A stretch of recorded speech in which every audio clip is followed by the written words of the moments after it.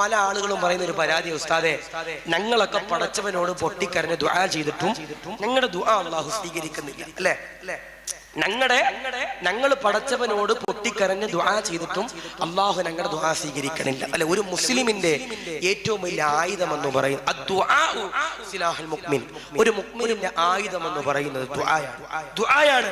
വാളും പരിചയമൊന്നുമല്ല. ഇപ്പൊ നാളെ ബാബരി മസ്ജിദ് പൊളിച്ച ദിനമാണ് അല്ലെ? ഡിസംബർ 6 ബാബരി മസ്ജിദിന്റെ പ്രിയപ്പെട്ടവരെ പൊളിക്കപ്പെട്ട ദിവസമാണ്. നമ്മള് ആ ബാബരി മസ്ജിദ് പലരും പൊളിച്ചപ്പോ അവരെ കത്തിയെടുത്ത് കുത്താനല്ല നമ്മൾ ചെല്ലണ്ടേ, അവരെ ആക്രമിക്കാനല്ല നമ്മൾ ചെല്ലണ്ടേ.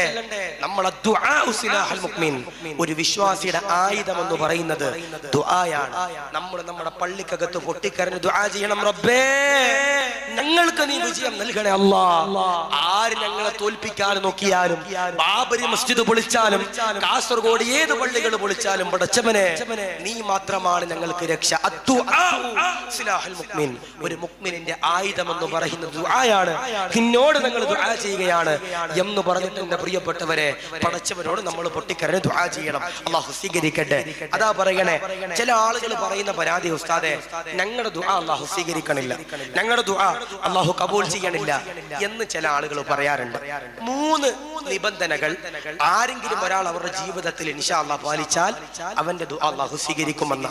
ഈ പറയുന്ന 3 നിബന്ധനകൾ ആരെങ്കിലും ഒരാൾ അവരുടെ ജീവിതത്തിൽ കൊണ്ടുവന്നാൽ അവരുടെ ദുആ അല്ലാഹു സ്വീകരിക്കുമെന്ന്. ഏതാ?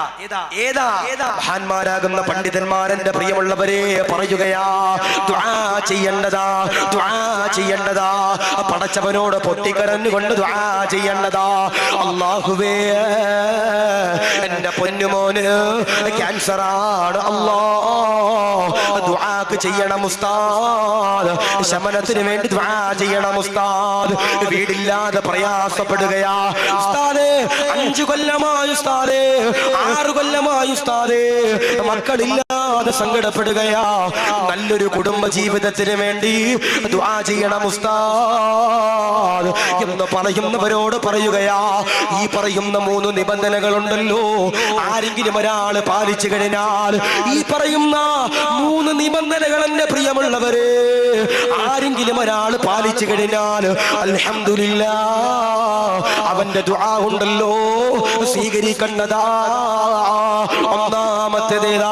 ഒന്നാമത്തേതാ ആരെങ്കിലും ഒരാൾ ഹംദ് പറഞ്ഞ് ദുആ ചെയ്താൽ അൽഹംദുലില്ലാഹ് എന്ന് പറഞ്ഞുകൊണ്ട് പടച്ചവനോട് ദുആ ചെയ്താൽ അൽഹംദുലില്ലാഹ് നിന്റെ ദുആക്ക് പടച്ച തമ്പുരാൻ ഇജാബത്തുണ്ടല്ലോ തരുന്നതാ. പലരും അതാ ദുആ ചെയ്യുന്നവരാ, നമസ്കാരത്തിന് ശേഷം ദുആ ചെയ്യുന്നവരാ, മക്ബറയിൽ വന്ന് ദുആ ചെയ്യുന്നവരാ, കഅബയുടെ ചാരത്ത് വെച്ച് ദുആ ചെയ്യുന്നവരാ, റസൂലുള്ളാഹിയുടെ ചാരത്ത് ചെന്നിട്ട് ദുആ ചെയ്യുന്നവരാ. ഈ പറയുന്ന നിബന്ധനകളുണ്ടല്ലോ പാലിക്കേണ്ടതാ, കൊണ്ടുവരേണ്ടതാ. മഹാന്മാരാകുന്ന പണ്ഡിതന്മാര് പറയുകയാ, ഹംദ് പറയണം പെങ്ങളെ, ഹംദ് പറയണം ചെറുപ്പക്കാരാ. അങ്ങനെ ആരെങ്കിലും ഒരാൾ ദുആ ചെയ്താൽ അവന്റെ ദുആക്കുണ്ടല്ലോ ഇജാബത്തുണ്ടല്ലോ, പ്രതിഫലമുണ്ടല്ലോ, മഹത്വമുണ്ടല്ലോ, ഉത്തരമുണ്ടല്ലോ. അല്ലാഹു പടച്ച തമ്പുരാൻ തരുന്നതാ, സ്വീകരിക്കുന്നതാ, കബൂലാക്കണ അല്ലാഹ്. രണ്ടാമത്തേതാ, ദുആ ചെയ്യുമ്പോ ശ്രദ്ധിക്കേണ്ട രണ്ടാമത്തെ നിബന്ധന ഏതാ? മഹാന്മാരാകുന്ന പണ്ഡിതന്മാര് പറയുകയാ, സലാത്ത് ചൊല്ലി ദുആ ചെയ്യേണ്ടതാ.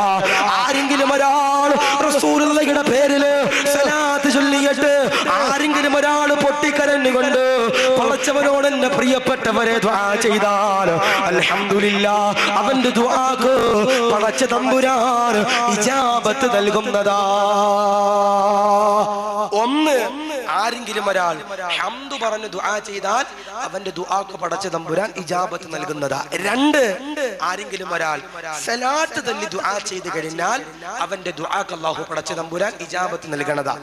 3, മൂന്ന് നമ്മുടെ മാതാപിതാക്കൾക്ക് വേണ്ടി ആരെങ്കിലും ഒരാൾ ദുആ ചെയ്തിട്ട് ഇൻഷാ അല്ലാഹ് നമ്മുടെ കാര്യങ്ങൾ പറഞ്ഞാൽ റബ്ബന ഇഗ്ഫിർ ലനാ വർഹംനാ വലിവാലിദീനാ വലിഅസാതീദിനാ വലിമശായിഖിനാ എന്ന് പറഞ്ഞിട്ട് നമ്മുടെ ഉസ്താദന്മാർക്കും നമ്മുടെ ഗുരുനാഥന്മാർക്കും നമ്മുടെ മാതാപിതാക്കൾക്കും ആരെങ്കിലും ഒരാൾ ഇൻഷാ അല്ലാഹ് പൊട്ടിക്കരഞ്ഞുകൊണ്ട് ഇൻഷാ അല്ലാഹ് ദുആ ചെയ്താൽ അവന്റെ ദുആക്ക് ഇജാബത്ത് കൊടുക്കുമെന്ന് ഹബീബിന മുഹമ്മദ് മുസ്തഫ സല്ലല്ലാഹു അലൈഹി വസല്ലം. അപ്പൊ നിങ്ങളുടെ മുട്ടുനിരയിലെ പള്ളിയിലെ ഖത്തീബ് ഉസ്താദ് ഈ പറയുന്ന 3 നിബന്ധനകൾ പാലിക്കാതെ ദുആ ചെയ്താൽ നിങ്ങൾക്ക് ചോദിക്കാനുള്ള അധികാരമുണ്ട്, ഉസ്താദേ നിങ്ങൾ ദുആ ചെയ്തപ്പോൾ ഈ 3 കാര്യങ്ങൾ ചെയ്തിട്ടില്ല. കാരണം ഈ 3 നിബന്ധനകളില്ലെങ്കിൽ മഹാന്മാരാകുന്ന പണ്ഡിതന്മാര് പറയുന്നു നിന്റെ ദുആക്ക് പടച്ച തമ്പുരാൻ ഇജാബത്ത് നൽകൂല. അപ്പൊ എന്തു പറയണം? അൽഹംദുലില്ലാ പറയണം. 2 സലാത്ത് പറയണം. 3 മാതാപിതാക്കൾക്ക് വേണ്ടി ദുആ ചെയ്യണം. എത്ര രോഗമുണ്ടെങ്കിലും എത്ര അസുഖമുണ്ടെങ്കിലും പടച്ചവനോട് ദുആ ചെയ്യണം.